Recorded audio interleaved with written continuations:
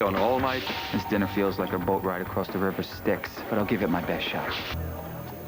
What do we need that thing for? We'll never be able to see each other. Just don't let Millicent hear you, please, Palmer. She thinks she sets the aesthetic values for this entire town. She'll be upset enough when I'm rearranging her arrangement. It's not my values, certainly not.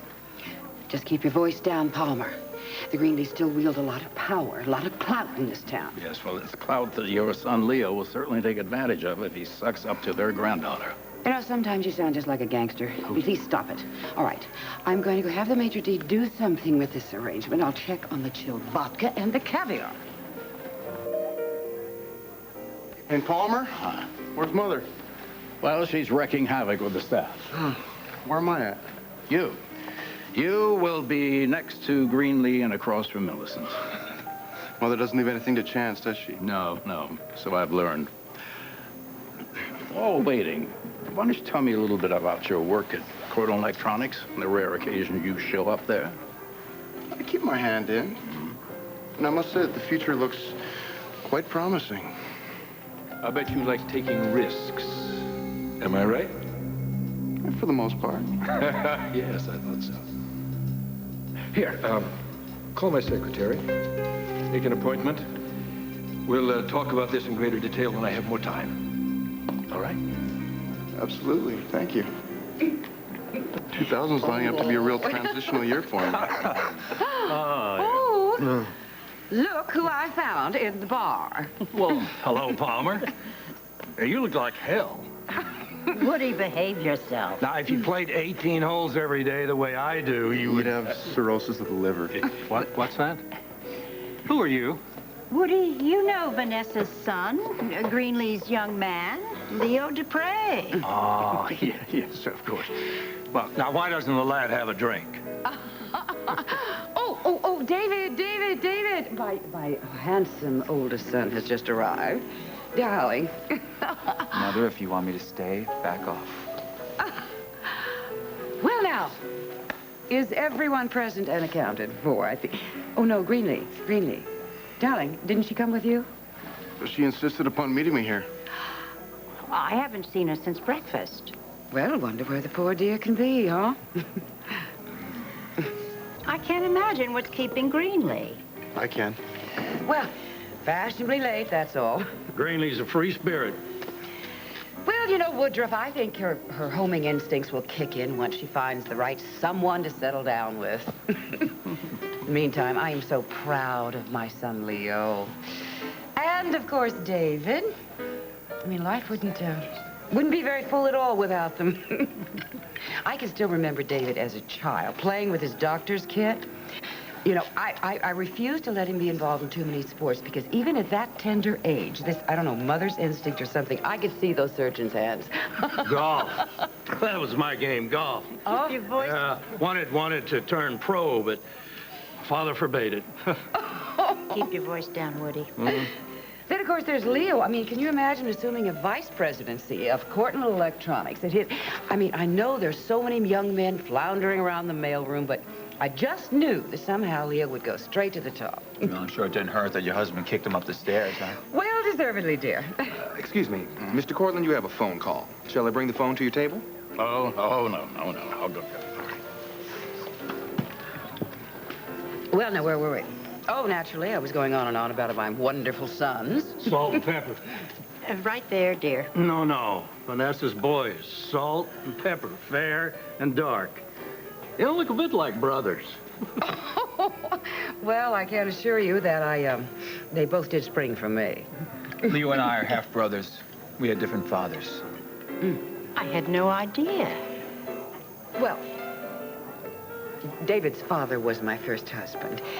And, well, poor Charles, he was struck down in his prime, unfortunately. It was actually quite tragic. But, well, I was there right to the very end, holding his hand. Sort of left David and I alone to fend for ourselves. How simply awful for you. It really was quite tragic. But it is hardly chipper dinner conversation, please. Oh, I wouldn't say that, Mother. Especially since you left out the best part. Why don't you share with your dinner guests the role that you played in my father's death? Oh, David, just let it go, dear. She killed him. Oh.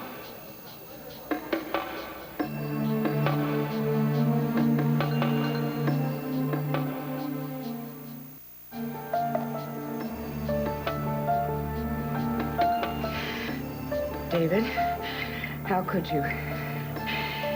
You'll have to forgive my son, please. His sense of humor is... You may have noticed, Mother, no one's laughing. Well, it's simply because they don't understand you quite the way I do. How'd you do it, Vanessa? Do what? Off the old boy. Hush, dear. Drink your martini. Well, I can assure you both I did not kill Charles. She drove him to it. It was a perfect crime, really. The only fingerprints on the gun were my father's.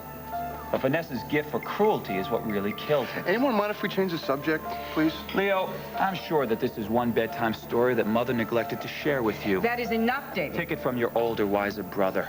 Our mother can out Medusa. I wonder what happened to our waiter. We may have both sprang from her, Leo. But my only advantage to you is that my father married this witch. No, shut! You understand me? Typical. I missed all the fun.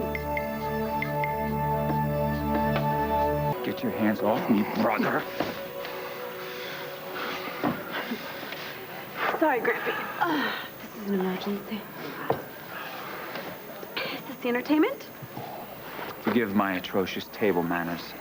All right, both of you. Sit down. You're causing a scene. Oh, no, we couldn't have that now, could we? Heaven forbid it be known that our family bears more resemblance to the Borgias than the Kennedys. It is enough, David. Oh, you know, why is it that you always get to decide when enough is enough? How much is too much? Our mother's made a career, Leo. Drawing the line and daring others to cross it. I don't want to hear this, You'd be all right? wise to listen, little brother. I haven't talked about this for years. And obviously neither has Mother. David, I'm warning you. Oh, I stand warned. It's more notice than my father got. Just tell me when I start to hurt, Vanessa. If you will please excuse David. I'm afraid his father's sudden death scarred him more deeply than even I know. You drove him to it. You took a lover, and my father took his life. But not before you stripped him of his self-respect. I was there, Mother. Remember? I heard you goad him on, daring him to pull the trigger. Poor sap. He would have done anything for you. Given you anything. Including his life.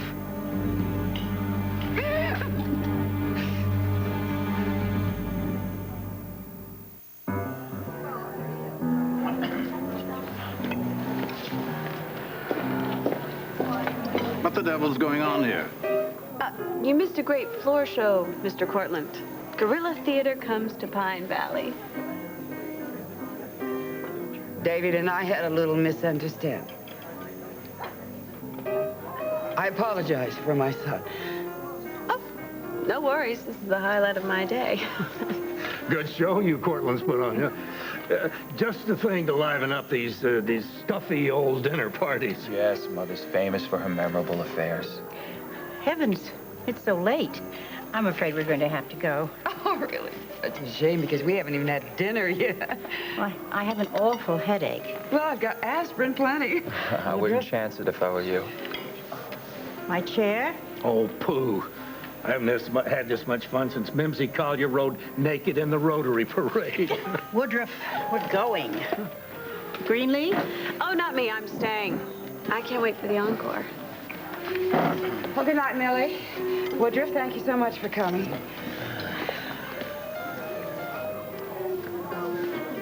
What family doesn't have its ups and downs? Seems you ruined your mother's dinner party. You happy? I'm getting there. Palmer, would you take me upstairs, please?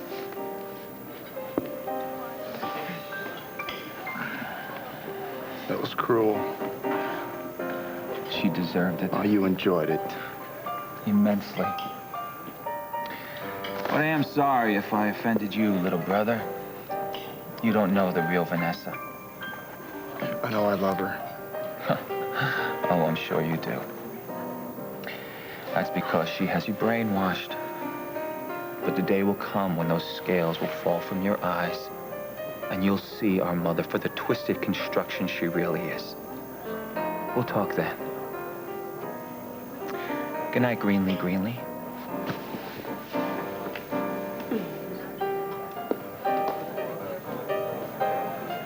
Looks like the party's over. Oh, it hasn't even started yet. Come on, I'll cheer you up.